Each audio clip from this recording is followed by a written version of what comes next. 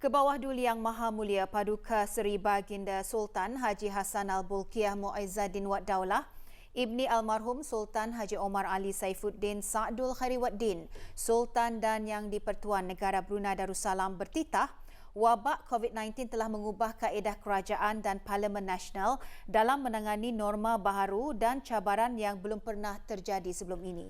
Baginda menekankan hasil daripada sifatnya yang tidak menentu setentunya memerlukan tindakan segera dalam usaha untuk melindungi kepentingan rakyat sambil menekankan akan kepentingan kesatu paduan dalam komuniti ASEAN. Titah Kebawah Duli Yang Maha Mulia itu terkandung dalam perutusan Baginda sempena Perhimpunan Agung ASEAN Inter-Parliamentary Assembly AIPA ke-41. Kebawah Duli Yang Maha Mulia menekankan AIPA bersama dengan rakan kongsi strategik pada masa ini juga berperanan penting dalam merangka dan melaksanakan strategi yang berkesan untuk memupuk komuniti ASEAN yang berpandangan jauh yang mampu bertindak balas secara kolektif dan konstruktif terhadap masalah yang menjadi perhatian ramai. Menurut Baginda, dengan bekerjasama mampu untuk mewujudkan ASEAN yang lebih mampan dan berdaya tahan dengan keupayaan tinggi dalam menerima sebarang perubahan positif.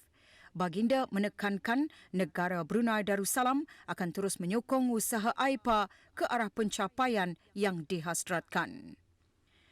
Menyentuh mengenai tema Perhimpunan Agung AIPA tahun ini, Parliamentary Diplomacy for Cohesive and Responsive ASEAN, Baginda bertitah tema tersebut adalah seiring dengan visi ASEAN yang menjurus ke arah ASEAN yang kohesif dan responsif.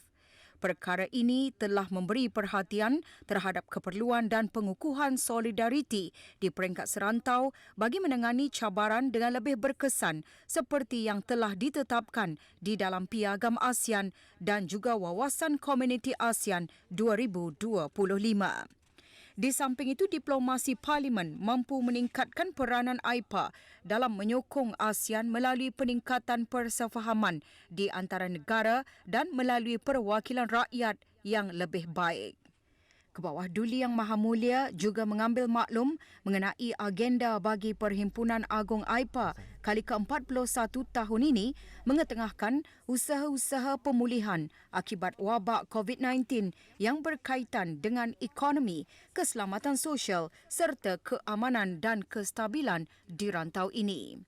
Pada mengakhiri perutusan, Baginda yakin bahawa AIPA akan dapat membantu ASEAN bagi sama-sama mengharungi tempoh yang mencabar ini dan muncul sebagai komuniti yang lebih berdaya tahan. Duli Yang Teramat Mulia Paduka Seri Pengiran Muda Mahkota Pengiran Muda Haji Al-Muhtadi Billah, Ibni Kebawah Duli Yang Maha Mulia Paduka Seri Baginda Sultan Haji Hassan Al-Bolkiah Muizzaddin Wad Daulah, Menteri Kanan di Jabatan Perdana Menteri, semalam berkenan mengadakan majlis santap malam bagi pihak Kebawah Duli Yang Maha Mulia Paduka Seri Baginda Sultan dan Yang di-Pertuan Negara Brunei Darussalam untuk meraihkan rombongan perutusan khas Duli Yang Maha Mulia Sultan Ibrahim, Ibni Almarhum Sultan Iskandar, Sultan Yang di-Pertuan bagi Negeri Johor Darul Takzim, yang diketuai oleh Duli Yang Amat Mulia Tunku Ismail, Ibni Sultan Ibrahim, Tunku Mahkota Johor. Majlis santap malam berlangsung di Qasar Al-Mizan. Antara kerabat diraja yang berangkat ke majlis santap malam tersebut ialah Duli Yang Teramat Mulia Paduka Seri Pangeran Muda Abdul Malik, Yang Amat Mulia Tunku Idris Iskandar Al-Haj, Ibni Sultan Ibrahim, Tunku Temenggung Johor, Yang Amat Mulia Tunku Abdul Rahman Al-Haj Ibni Sultan Ibrahim, Tunku Panglima Johor, dan Duli Yang Teramat Mulia Paduka Seri Pangeran di Gadong Sahibul Mal Pangeran Muda Haji Jeffrey Bolkiah. Juga berangkat dan hadir di majlis santap malam berkenaan dari kedua belah pihak ialah Yang Amat Mulia Pangeran Lela Cetria Sahibun Najabah Pangeran Anak Haji Abdul Aziz bin Pangeran Jaya Negara Pangeran Haji Abu Bakar, Yang di-Pertua Adat Istiadat Negara, Yang Berhormat Major Jeneral Bersara Datuk Paduka Seri Awang Haji Aminuddin Ehsan bin Pehin Orang Kaya Saiful Muluk Datuk Seri Paduka Haji Abidin, Menteri Kebudayaan Belia dan Sukan, Yang Berhormat Pehin Datuk Seri Maharaja Maharaja Datuk Paduka Seri Setia Dr. Ustaz Haji Awang Abdul Aziz bin Junid, Mufti Kerajaan, Yang Amat Mulia Pangeran Penggawa Laila Bentara Istiadat Diraja dalam Istana, Pangeran Haji Alauddin bin Pangeran Paduka Tuan Pangeran Haji Abu Bakar Grand Chamberlain, Yang Berhormat Datuk Haji Abdul Rahim bin Ramli, Yang di-Pertua Jumaah Majlis Diraja Johor, Yang Berhormat Datuk Haji Azmi bin Rohani, Setiausaha Kerajaan Johor, Yang Berhormat Datuk Haji Abdul Latif bin Yusof, Setiausaha Jumaah Majlis Diraja Johor dan Sahibus Samahah Yang Berhormat Datuk Haji Yahya bin Haji Ahmad, Mufti Johor.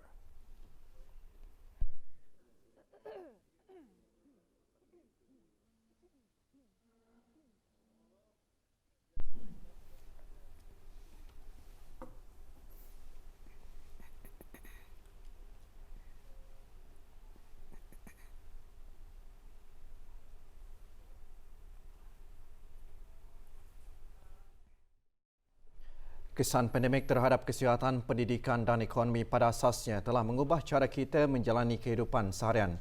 Walaupun negara sedang menghadapi cabaran, adalah mustahak bagi AIPA untuk mengekalkan pendekatan memandang ke hadapan dan memastikan kesinambungan kerja AIPA. Yang Berhormat Pihin Orang Kaya Sri Lela Datuk Sri Setia Awang Haji Abdul Rahman bin Datuk Setia Haji Muhammad Taib, Yang di-Pertua Majlis Mesyuarat Negara berucap demikian semasa sidang sesi plenari pertama AIPA yang berlangsung secara dalam talian pagi tadi. Yang Berhormat juga menjelaskan dengan menegakkan semangat ASEAN yang sejati, Unity in Diversity, AIPA akan dapat membantu ASEAN mengatasi apa jua cabaran dan bertindak pantas untuk masa depan. Majlis Perhimpunan Agung AIPA ke-41 dirasmikan oleh Puan Yang Terutama Madam Nguyen Thi Kim Ngan, Presiden National Assembly of the Socialist Republic of Vietnam dan Presiden AIPA. Puan Yang Terutama dalam ucapannya berkata sebagai peranan Parlimen, AIPA perlu bekerjasama rapat dengan pemerintah negara untuk mencari segala cara agar dapat menghentikan wabak COVID-19 dengan segera, memulakan pemulihan dan pembangunan ekonomi, memulihkan kestabilan kehidupan masyarakat dan meningkatkan lagi kerjasama antara negara-negara ASEAN semasa dan selepas wabak.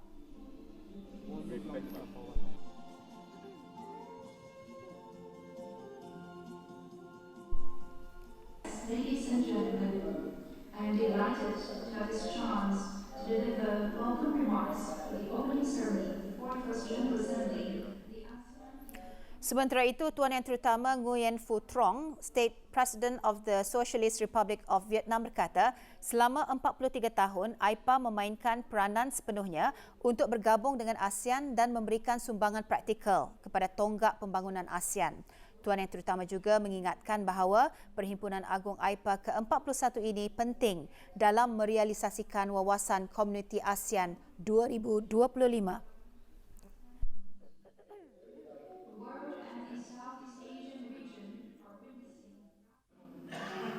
That these years of great significance, which marks the 5th anniversary of the ASEAN community and the midterm review of the Tuan Yang Terutama Nguyen Xuan Phuc, Perdana Menteri Republik Sosialis Vietnam dan pengurusi ASEAN sementara itu dalam ucapannya melahirkan keyakinan bahawa ASEAN melalui usaha bersama pemerintah dan anggota parlimen akan terus maju membangun komuniti solidariti, ketahanan, kohesif dan responsif untuk keamanan, pembangunan dan kemakmuran. Pada sidang sesi plenari pertama AIPA, Yang Berhormat Yang di-Pertua Majlis Mesyuarat Negara Brunei Darussalam dalam ucapan juga menyentuh mengenai tema Perhimpunan Agung AIPA tahun ini adalah relevan dalam konteks menghadapi cabaran dan norma baharu. I acknowledge that this year's AIPA General Assembly will discuss important issues related to the development of the ASEAN community with regards to COVID-19 response and recovery efforts. In this light, we will continue to support the endeavours and efforts by our fellow AIPA member parliaments to address global and regional challenges through partnerships and diplomacy towards achieving common goals for the benefit of our people. My sincere tribute indeed goes to the frontliners for their unrelenting efforts and dedication in our continuous strive to combat this pandemic. Negara Brunei Darussalam diketuai oleh Yang di-Pertua Majlis Mesyuarat Negara beserta 19 orang ahli Majlis Mesyuarat Negara. Juga hadir yang dimuliakan Pihin Orang Kaya Pekerjaya Datuk Paduka Awang Haji Judin bin Haji Asar, Setiausaha Majlis Mesyuarat Menteri-Menteri Kabinet dan Jurutulis Majlis Mesyuarat. Perhimpunan Agung AIPA ke-41 secara dalam talian yang bersidang selama 3 hari membincangkan isu-isu serantau termasuk isu wabak COVID-19 di peringkat komuniti WAIPA yang parliamentarians, ekonomi, politik, sosial dan organisasi. Sebanyak 29 agenda akan dibincangkan untuk diluluskan di dalam Joint Communique. Perhimpunan Agung AIPA telah memasuki usianya 43 tahun sejak penubuhannya.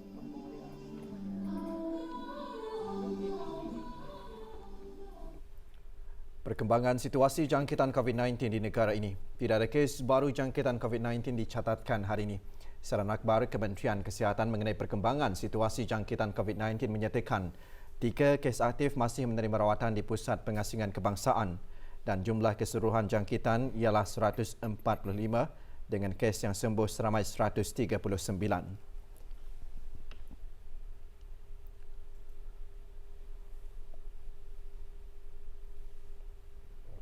447 orang sedang menjalani pengasingan diri mandatri pada masa ini, sementara 5,272 orang menamatkan pengasingan diri mandatri sejak Mac 2020.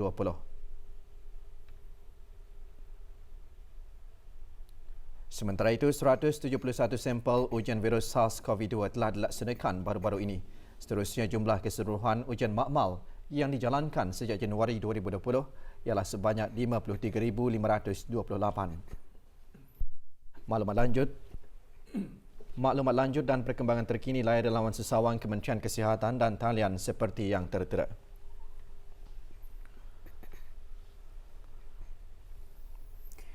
Tiga 13 buah premis didapati tidak mematuhi arahan-arahan yang telah dikeluarkan oleh Kementerian Kesihatan dan telah dikenakan denda kompaun keseluruhannya sebanyak RM2,700 menerusi operasi Merati baru-baru ini. Dalam operasi yang bermula dari 31 Ogos sehingga 6 September 2020 itu, sebanyak 47 buah premis termasuk 2 buah masjid, 22 buah premis makanan dan 18 buah gerai, 3 buah kafe internet, sebuah kedai gunting dan 2 buah establishment kecantikan dan kesihatan di keempat-empat daerah diperiksa. Antara kesalahan-kesalahan yang dikenakan denda kompaun adalah seperti premis-premis berkenaan, termasuklah tidak memakai sungkup muka bagi pengendali dan penyedia makanan dan tukang gunting rambut serta salon kecantikan dan tiada pemeriksaan suhu badan. Unit Penguatkuasaan Kesihatan juga menyarankan kepada para pelanggan premis untuk menggunakan aplikasi Bru Health semasa mengunjungi premis dan seterusnya memberi teguran kepada para pelanggan tidak bertanggungjawab sosial seperti penjarakan fizikal. Kementerian Kesihatan sekali lagi menekankan dan mengingatkan orang ramai terutamanya para pengurus dan kekitangan premis-premis perniagaan untuk mematuhi arahan-arahan yang telah dikeluarkan oleh Kementerian Kesihatan dan agensi-agensi kerajaan lainnya seperti memastikan pengendali, penyelia makanan dan kekitangan masing-masing memakai sungkup muka. Di samping tanggungjawab sosial juga perlu dilaksanakan dan membudayakan langkah-langkah pencegahan penularan COVID-19 di premis perniagaan masing-masing. Kementerian tersebut juga ingin mengingatkan orang ramai, terutamanya para jemaah yang berada di kawasan masjid, surau dan balai-balai ibadat untuk memakai sungkup muka dan mematuhi garis panduan yang telah dikeluarkan oleh pihak kerajaan. Pengurus premis juga dikendaki untuk mendapatkan kod QR Bru Health yang khusus bagi premis-premis mereka dan mencetak kod QR dan letakkan di kawasan yang mudah diimbas oleh pelanggan. Pengurus premis juga diingatkan untuk menggunakan aplikasi Premis Scan bagi memudahkan pelanggan-pelanggan yang tidak menggunakan aplikasi Bru Health di telefon bimbit mereka dan elakkan daripada menggunakan kaedah mencatat butir peribadi di dalam buku sebagai kaedah alternatif. Sebarang aduan atau laporan mengenai premis-premis perniagaan yang tidak mengikuti arahan-arahan yang dikeluarkan, orang ramai boleh membuat aduan dengan menghantar email kepada health.enforcement@moh.gov.bn atau menghubungi talian Darussalam 123. Lebih RM350,000 berhasil dikumpulkan menerusi SMS Brunei Prihatin untuk tabung anak-anak yatim. Bahan berita mengenainya menyusul selepas ini. Teruskan bersama kami.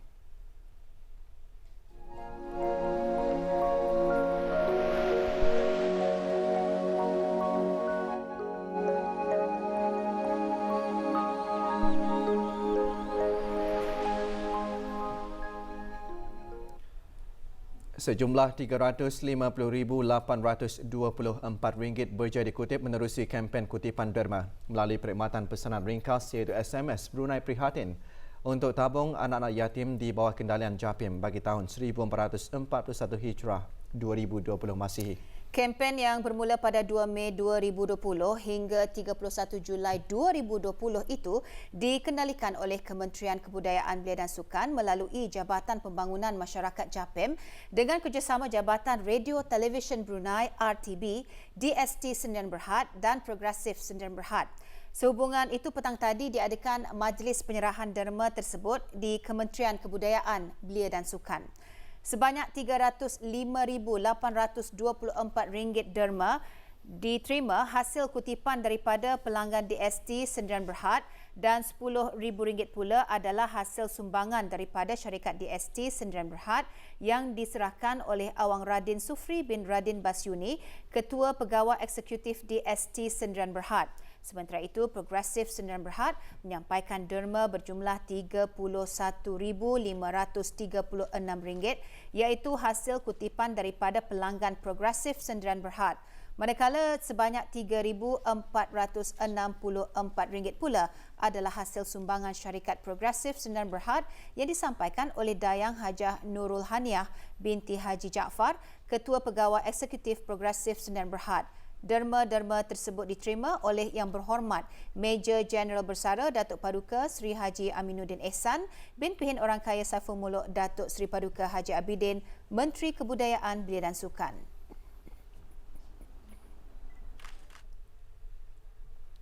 Penerbangan di Raja Brunei RB dicalonkan sebagai penerima anugerah Asia's Leading Cabin Crew 2020 oleh Anugerah Pengembaraan Dunia bagi 3 tahun berturut-turut. Bagi menyokong penerbangan kebangsaan itu, ramai dipelawar untuk mengundi bagi RB melalui laman sesawang worldtravelawards.com/vote. Pengundian akan berakhir 24 September ini. Sejak Anugerah Pengembaraan Dunia ditubuhkan pada tahun 1993, RB telah memenangi 3 anugerah dan 22 pencalonan. Maklumat lanjut mengenainya boleh dilayari melalui laman sesawang yang tertera.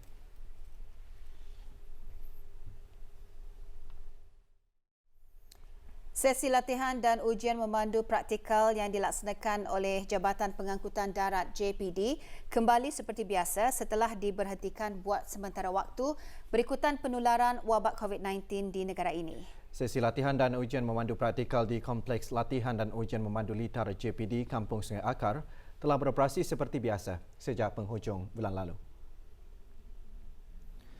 Kementerian Pengangkutan dan Infokomunikasi telah mengawaskini garis panduan pengoperasian sekolah-sekolah memandu bagi latihan dan ujian memandu mengikut plan pengurangan langkah-langkah pengawalan wabak COVID-19 fasa keempat.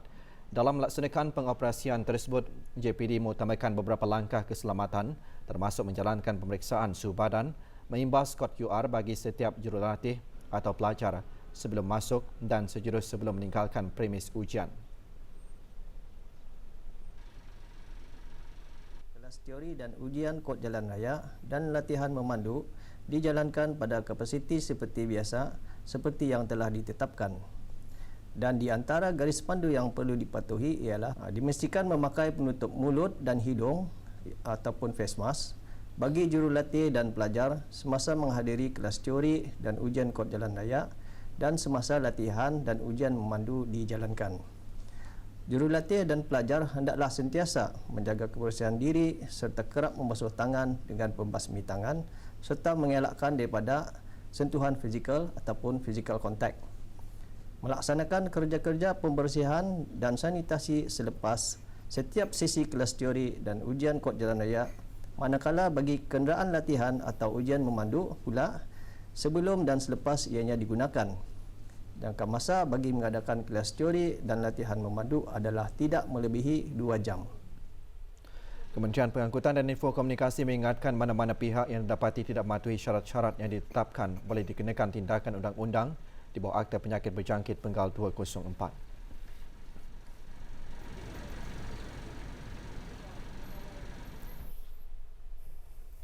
Musabakah membaca Al-Quran bahagian dewasa peringkat kebangsaan merupakan laluan permulaan dan medan untuk para qari dan qariah negara melangkah ke peringkat serantau dan antarabangsa. Ia dihasrat memberikan pendedahan dan galakan kepada qari dan qariah negara dalam meningkatkan mutu pembacaan Al-Quran di samping membuka minda dan minat masyarakat berjinak-jinak dalam mempelajari teknik bacaan yang betul dan lebih teratur. Musabakah membaca Al-Quran bahagian dewasa peringkat separuh akhir kebangsaan tahun 1442 Hijrah bersamaan dengan 2021 Masihi diadakan selama 2 hari berturut-turut bermula hari ini di Kementerian Hal Ehwal Agama Berakas.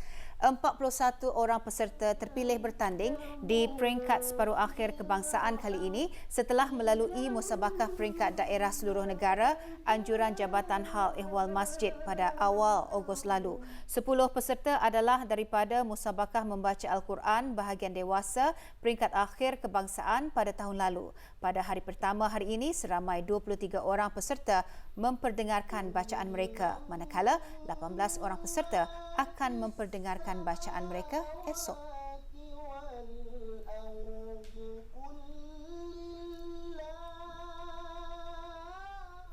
Sebagai langkah berjaga-jaga dalam membendung penularan COVID-19 di negara ini, pihak urus setia musabakah telah menyiarkan siaran langsung melalui Instagram Kementerian Hal Ehwal Agama alias kheu.brunei untuk memberi peluang orang ramai menyaksikan dan mendengarkan bacaan qari dan qariah. Sementara itu, Majlis Pengumuman Keputusan dan Penyampaian Hadiah dan Cenderamata kepada para peserta dan hakim musabakah membaca Al-Quran bahagian dewasa peringkat separuh akhir kebangsaan tahun 1442 Hijrah bersamaan dengan 2021 Masihi akan diadakan pada hari Khamis 10 September 2020 di Dewan Multaqa Kementerian Hal Ehwal Agama.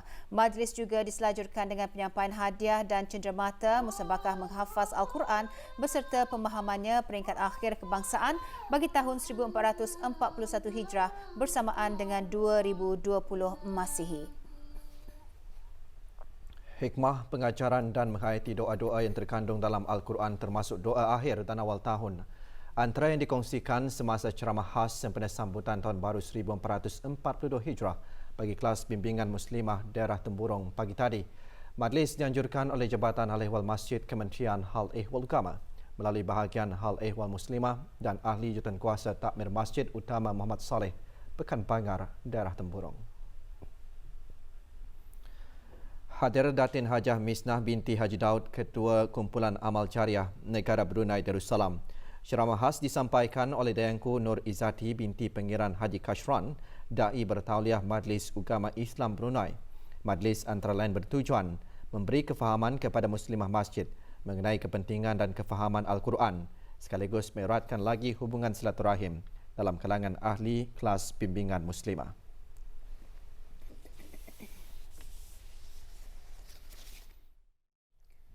Fiqh zakat, dakwah, sejarah Islam dan praktikal menyembelih binatang antara pengisian bagi kursus skim lanjutan kedua mu'alaf.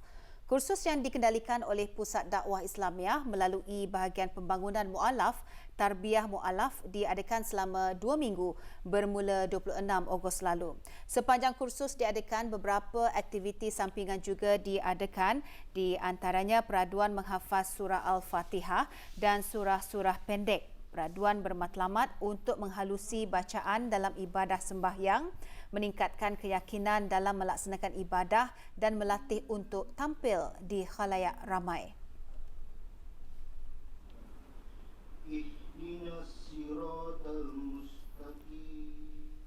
Majlis penutupan dan penyampaian sijil bagi para peserta skim berlangsung petang tadi. Penyampaian sijil dan hadiah disempurnakan oleh Awang Abdul Aziz bin Haji Abdul Kahar, penolong pengarah Pusat Dakwah Islamiah. Seramai 17 peserta lelaki dan 24 peserta wanita mengikutinya.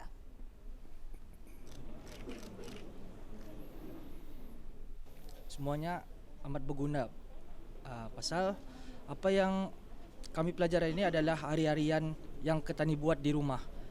Kadang-kadang indah pun di rumah pun, kadang-kadang di masjid apa. Lagipun ada yang barang yang dah tahu juga Tani dah tahu pun, Tani pelajari juga, Tani pun berpanduan kepada cikgu-cikgu juga pusat dakwah apa itu ini. Saya belajar lebih mendalam lagi. Kadang-kadang ada yang perkara yang tidak tahu itu pun jadi tahu. Kadang-kadang yang tahu pun jadi lebih mendalam tahu juga. Contohnya secara sembahyang apa, niat-niat apa. Kadang niat contohnya sembahyang sunat. Kadang-kadang Tani indah dipraktikkan lah. Kadang-kadang jadi orang banyak ia punya manfaatnya, ya, terutamanya lah sembahyang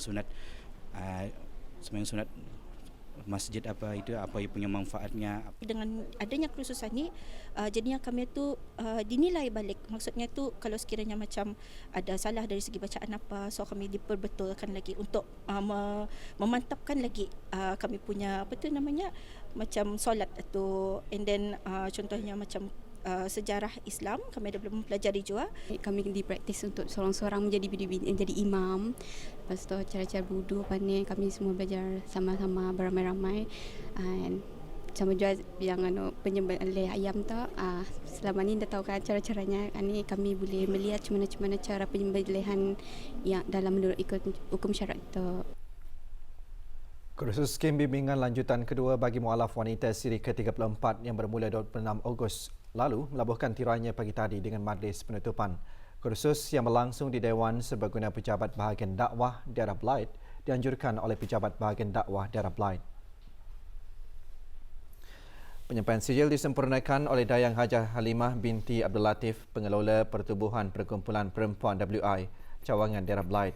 Kursus skim bimbingan lanjutan 2 selama 14 hari ini merupakan projek tahunan Pusat Dakwah Islamiah Kementerian Hal Ehwal Ukama yang diadakan serentak di ke-4 daerah.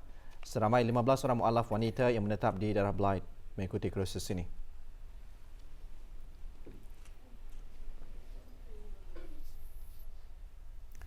Orang ramai adalah digalakkan untuk menderma darah semasa kempen-kempen derma darah bagi membantu memastikan stok bekalan darah di kesemua hospital di negara ini sentiasa mencukupi. Sehubungan itu, Kementerian Kesihatan melalui Pusat Pendermaan Darah Jabatan Perkhidmatan Makmal akan mengadakan kempen derma darah tambahan pada hari Khamis 10 September bertempat di tingkat 1 The Mall Gadong bermula pukul 10 pagi hingga 2 petang. Dalam pada itu, orang ramai juga diingatkan untuk mengimbas kod QR dan mengamalkan penjarakan sosial. Ikuti maklumat mengenainya.